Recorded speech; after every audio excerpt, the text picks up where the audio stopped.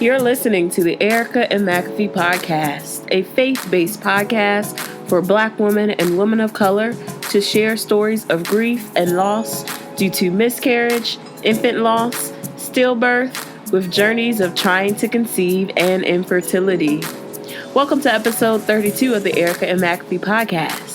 Today's podcast is brought to you by my friends at Audible. Get a free audiobook download and 30-day free trial by visiting www.audibletrial.com/Erica. Happy Valentine's Day. As a love offering or love gift to me, I would love for you all to leave me a review of the podcast in iTunes or wherever you're listening from. So pause the podcast right now, go ahead and rate and review the podcast, and I can't wait to hear your feedback from the episodes thus far.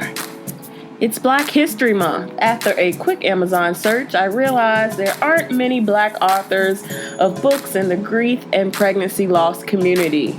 For the next 6 weeks on the podcast, we are featuring 6 books from Black authors around faith, miscarriage, stillbirth, infant and pregnancy loss, and hope to continue on this grief journey. In today's episode, we have Danielle and Chris Jones. They share their infant loss story of son Chris Jr., Chris Sr.'s journey with multiple sclerosis, Danielle's breast health challenges, and how it was documented in their book, As Sure as Tomorrow Comes, One Couple's Journey Through Loss and Love. They also founded the Angel Baby Network out of the desire to help other parents who had suffered from pregnancy or infant loss. Here are the Joneses. Thank you, Danielle and Chris, for being on the podcast. You're welcome. No problem. Well, tell us about yourself and what you do. Sure. So my name is Danielle, and I am in corporate communications at a regional bank. And my major in college was public relations, so I'm blessed to have a job in my field, and I help share great stories about what my company is doing. I'm an assistant package engineer. And so essentially what I do is look at the packaging of my company to see if it's the right fit, right size, what we actually need for what we ship out. My major was in marketing. Unfortunately, I've not been in that field, and I felt like Uncle Sam could come take my degree back.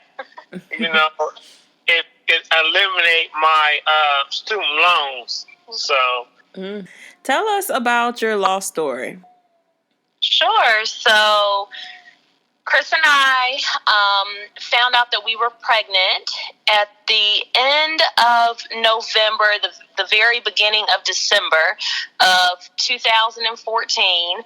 And we literally have one of those stories where I got pregnant because my husband looked at me. So it wasn't something that we were planning, but it also wasn't something that we were preventing, and we got pregnant pretty quickly. And so we were excited and, shared in the joy with our family. And when we went to go find out if we were having a boy or a little girl, the doctor, after the sonographer had, waved the wand and looked at everything during our 20-week gender scan, the doctor came back and she said, "Mrs. Jones, your baby has multiple abnormalities." And it was absolutely devastating.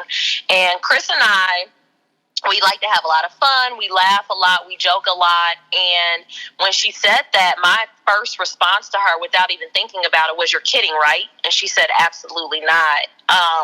And she said, "I wish I were, but I'm not." And so that kind of began the journey of us finding out that our son had multiple congenital abnormalities. He literally had issues from the crown of his head to the soles of his feet. And so we're believers, and we held on to faith, and we believed, and we prayed, and we were holding on to the belief that our child was going to be born okay. And when he was born not breathing. He was blue. They had to resuscitate him. And then became the time frame of us trying to see if he was going to improve. And unfortunately, he did not. And so 10 days after he was born, his birthday is July 21st, 2015. And 10 days later, on July 31st of 2015, he took his last breaths in my arms. And Chris was right there, watching him also. We both had a chance to hold him in his last minutes of life. And so that's what happened with us. We actually made the decision to turn off the machines that were keeping him alive. Chris, my husband, was extremely adamant about not allowing our child to suffer, and we didn't want him hooked up to machines for the rest of his life. And we made that very difficult decision, and he passed away. And as we like to say, went to go live with Jesus. With Jesus. And then you all actually chronicle this in your book that was released. It's called As Sure As Tomorrow Comes, One Couple's Journey Through Loss and Love. So let's talk about your book. Tell us about your book. Of course, it goes more in detail about journey of up into having Chris Jr. and then, leading up into it. But let's talk about all the other things in your book, because you all have an amazing story, and God is not done with y'all yet. Thank you. In short, we were already going through some things when we got pregnant, and we kind of thought that the pregnancy was kind of like our turnaround story. But in short, the things that happened leading up to our son being born, or us even getting pregnant, was I had dealt with some breast health issues. Chris Sr. had lost his job a few different times. He had also been diagnosed with MS. He was involved in a really serious car accident where the SUV flipped over on the highway, and it was a miracle that he was able to survive. We had financial issues. So we had gone through quite a few just really bad circumstances. And then we got pregnant and thought, oh my gosh, this is going to be the turnaround. And in some ways it was, but it, that unfortunately ended up, being sad for us too. But then we were able to, use the support of our family and our friends and our faith in God to turn it around into something that would be helpful for a lot of other people. So take us back to when y'all's thought process and how your faith really was tested when Chris Jr. was born, and you both were faced with having a child that you really didn't know. You knew he was going to have abnormalities, but you didn't know the extent of his abnormalities until he actually was here. So take us back to that thought process and how your faith played a role in that. Sure. For my faith, it wasn't exactly tested.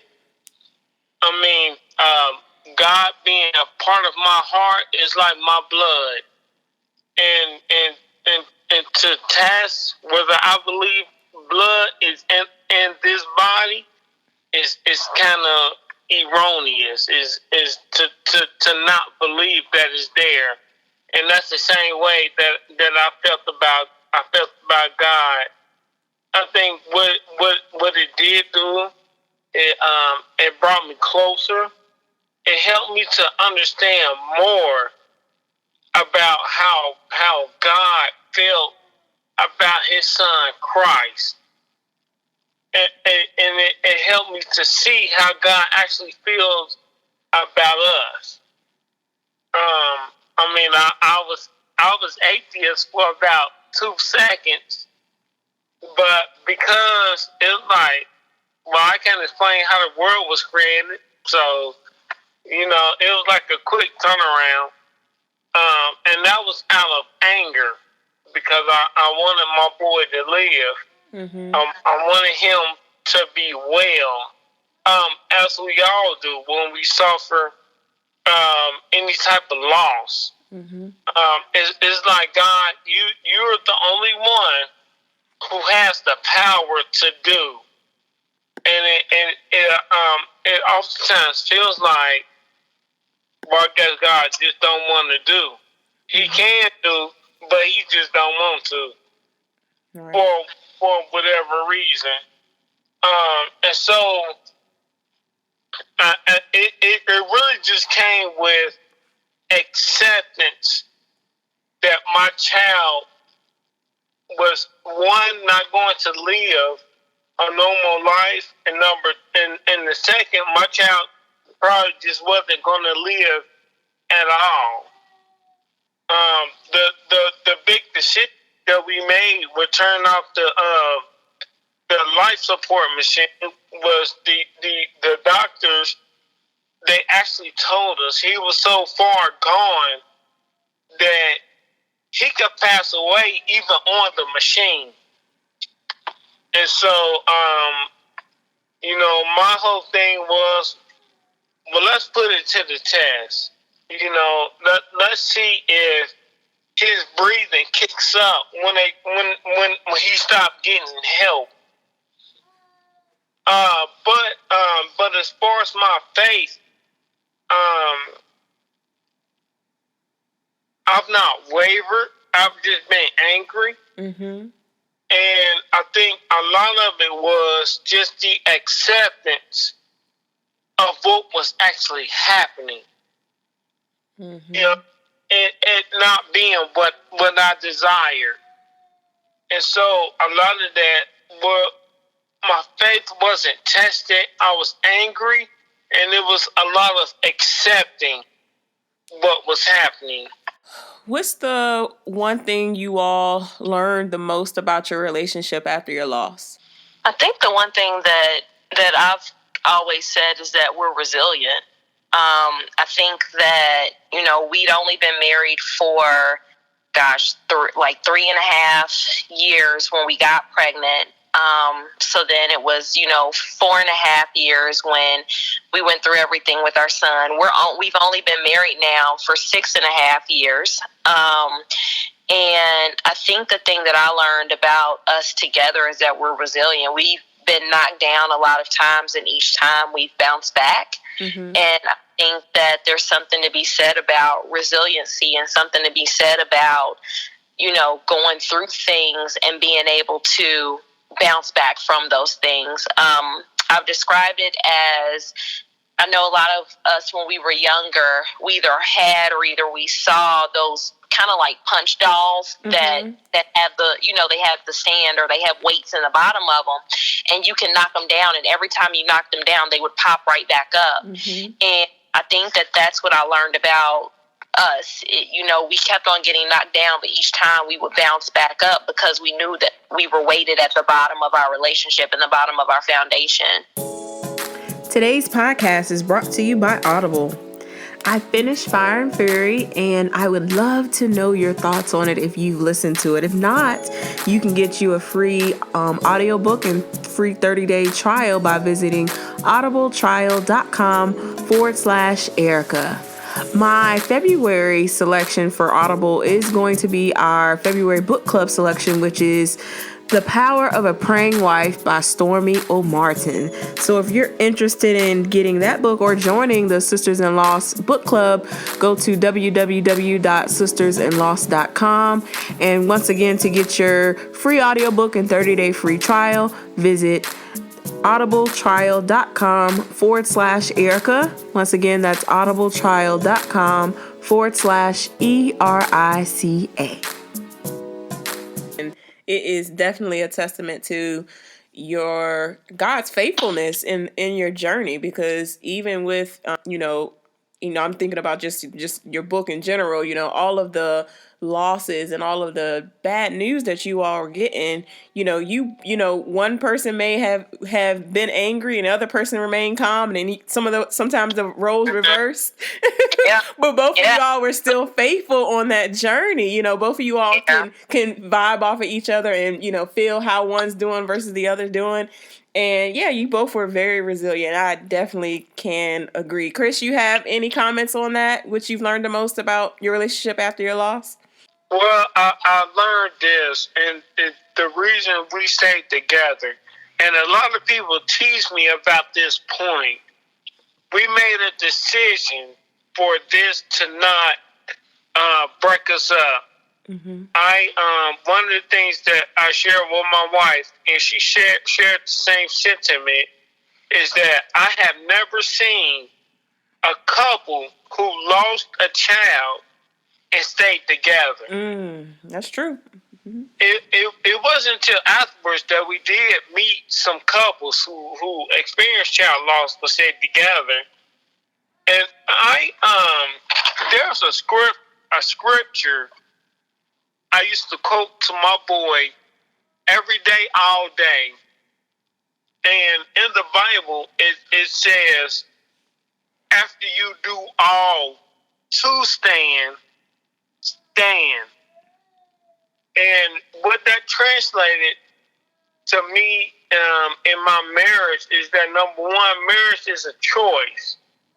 And number two, are you doing all for your marriage to be successful and for you to essentially stand in your marriage? And so as the scriptures say, after you do everything, then do. Then stand. And so it really helped that resiliency, as Danielle put it, to do everything I can do to keep this marriage afloat. Yeah, that's what I've gotten from this whole thing. So let's talk about the Angel Baby Network and what you all are doing with that. Sure. So Angel Baby Network was birthed 4 months after our son passed away. I had talked with a friend of mine who had also lost her child a couple of years prior, and it's so funny how God works, because I met her, and one of the first things that she told me when I first met her was, my son passed away. At this point, it was like 2 years ago, and I looked at her and I said, I could never go through what you've gone through. Mm-hmm. How are you still standing? And I was completely blown away by her, and so we formed this friendship, and here it was. A year after we had that conversation, I was going through the same thing. Mm-hmm. And so 4 months after our son passed away, I got in touch with her and I said, hey, I want to do something around the holidays. At this point, this was like in October. I said, I want to get together. I want to do something around the holidays for other families like ours who've also lost children. Mm-hmm. And I said, I think I want to do like an ornament party or something. And she said, okay, well, let's do it. And it was one of those epiphany moments where all you need is someone to just kind of push you over the edge. Mm-hmm. And that was my moment where she pushed me over the edge. She looked back at me and without hesitation, without, going around the bush, she said, let's do it. And I don't think I was ready for her, let's do it. And so when she said, let's do it, I'm like, let's do it. And she said, yeah, let's do it. And I was like, okay. So, her encouragement is what really got the Angel Baby Network started. So I ended up reaching out to a bereavement coordinator. I worked at a hospital, at a children's hospital at the time, and it was the same children's hospital where my child passed away. Okay. And I worked at a isn't that crazy? I worked at a children's hospital.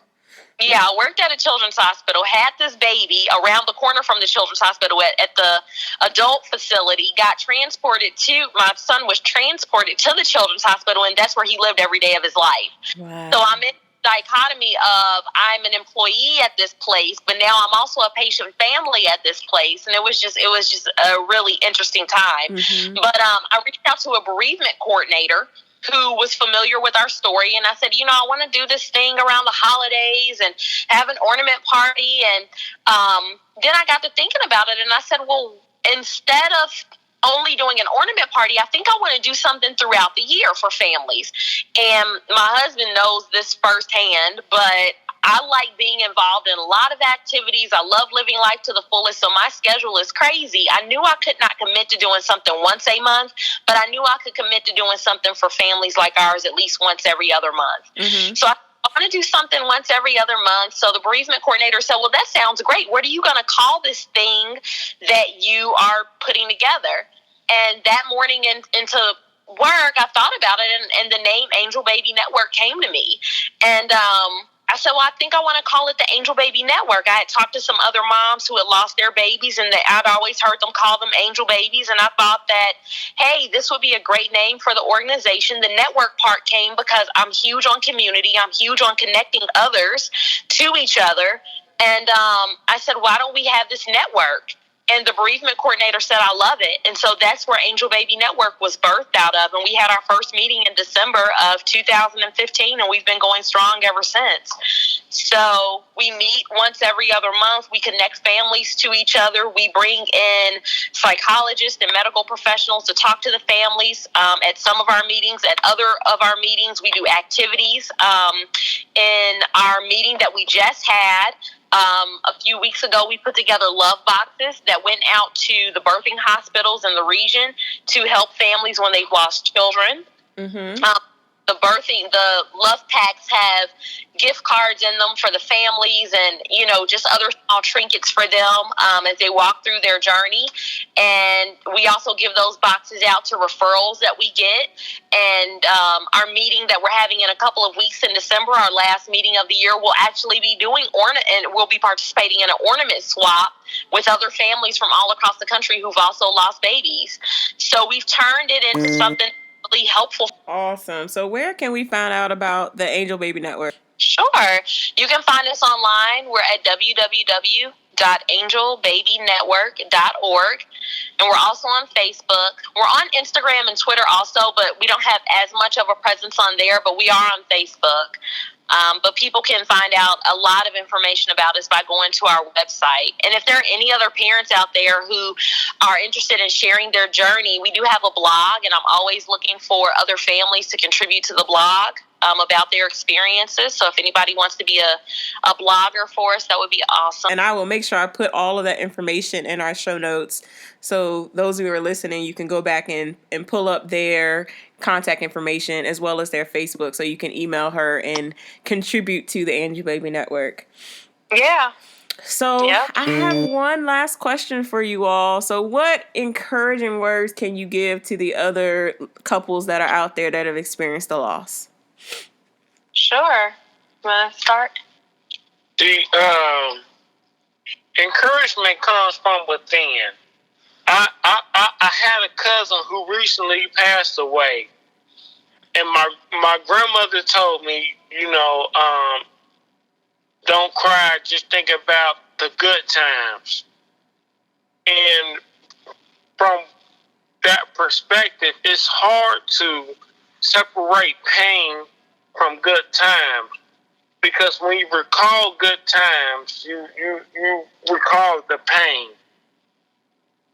So what I would suggest to everybody is remember the good times. A lot of the good times I had is more mental of what my son could and would have been, and I reflect on that. I reflect on my gratefulness that I was able to spend 10 days with my son.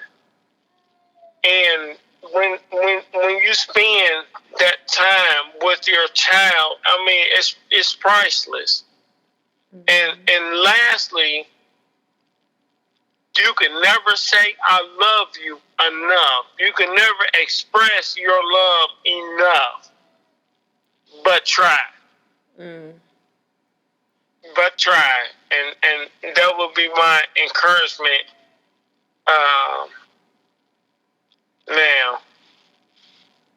My encouragement would be to connect with other families that are like yours. This is a hard journey. I'm not going to sugarcoat it. It's hard. It's difficult. There are days when it just downright sucks. And I have used all the 4-letter words that I've ever been learned, through this process. I've never used so many 4-letter words as I have, over the last few years with us and everything that we've gone through. And I've also learned that it's okay to do that. I think that sometimes we think that we can't ask God why. And, my response to that is, why not? He created everything. He made everything. I have that much faith to believe that we serve this amazing entity that created everything, and I can't ask why. Oh, I'm asking why. And being okay with that, getting out of some of that religiousness that we've been taught. It's not okay to ask why. Yes, it is okay to ask why. It's okay for you to be angry. It's okay for you to be upset. It's okay for you to feel all of the things that you're feeling. In fact, it's healthy, because if you don't feel all of the things that you feel, then you're going to end up internalizing all of them, and at the most inopportune time, you're going to explode. So I would say for people to be very honest with where they are, be honest with their loved ones, get help, go to counseling. It's not, it's nothing bad. There's nothing wrong with going to counseling. In fact, by you not going, you're not helping someone who has a degree to actually help you. They went to school so they could help you. Help them people stay employed. Go to counseling. And then connect with other families that are like yours. I mean, Erica, you are great. You're wonderful at doing what you're doing. You yourself have a story. You and your husband have your story. You've now connected with all of these other families who also have stories. Connect, Erica. Find a family that's like yours. Connect with me. My information is out there. Find me on Facebook. I'm very willing to talk about our journey. I'm very willing to text people and check in on them. And lastly, just, understand that just because your child passed away does not mean that child doesn't have a purpose. It doesn't mean that, worse days are ahead. What it does mean is that you are extremely resilient. You're extremely strong, even though that's the cliche. And I know that most of us don't like hearing that, but you are. And just take it day by day. Give yourself some grace and give yourself the time to feel what you need to feel. That would be my advice. Awesome. So where can we find the Angel Baby Network, your book, and you online? Sure. So Angel Baby Network is www.angelbabynetwork.org, just all regular spelling. www.angelbabynetwork.org. Our email address is angelbabynetwork@gmail.com. But if you don't get a response after a couple of days, it's probably because I forgot to check the email. So you can email my personal email address. It's only the number one, Danielle Jones, DanielleJones @yahoo.com. Only one, Danielle Jones @yahoo.com. We're on Facebook. Angel Baby Network is on Facebook. I'm on Facebook under Danielle Jones. My cover page is a picture of my son's hand holding mine. I don't know if I'll ever change that. I have on a bracelet in it that says blessed. You can find me on there. Erica knows how to reach out to me. She has my number. I do. Erica can text me. Yeah. But by all means, don't go through this journey in isolation. You will make it worse. So get help. Please get help. Please get help. Know that there are a ton of people out here like you who want to hold your hand as you walk through it. You need someone to walk through this with you. And you don't have to suffer alone. And where can we find your book, As Sure as Tomorrow Comes? Sure. You can find the book on Amazon.com. You can also find it at Barnes & Noble. And it retails, I think the starting retail is like $18.99. So once you add in tax, it's like $20. But then I know that Amazon sometimes has it on sale. But you can also we have a link on our website also that has the places where you can find the book too. And if you just click on that, we'll take you back to the Amazon site where you can find it. Awesome. Amazing. Thank you so much, Danielle and Chris, for sharing your story on the podcast and just sharing your light in what you're doing with the Angel Baby Network. No problem. Thank you. Thank you. Thank you all so much. Thank you for listening to today's episode of the Erica M. McAfee podcast. I pray that this episode was inspirational and a blessing to you. For show notes of today's episode, visit ericamcafee.com/podcast episodes. We now have a Facebook group. Please join the Sisters in Loss community on Facebook by going to ericaandmcafee.com/community to join in the discussion. This community is for you, the listeners of the Erica and McAfee podcast, and it's for us to dive deeper in discussion of the episodes. We're going to chat with some of the episode guests and discuss questions around grief, loss, marriage, faith, and love.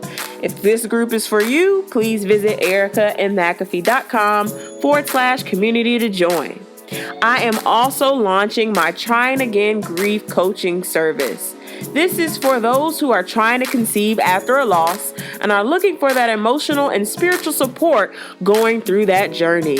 I have 3 open slots available for coaching. So if this is of interest to you, please visit ericaandmcafee.com/coaching and sign up for a discovery call with me. I look forward to helping you all through your grief journey and your pregnancy after loss journey.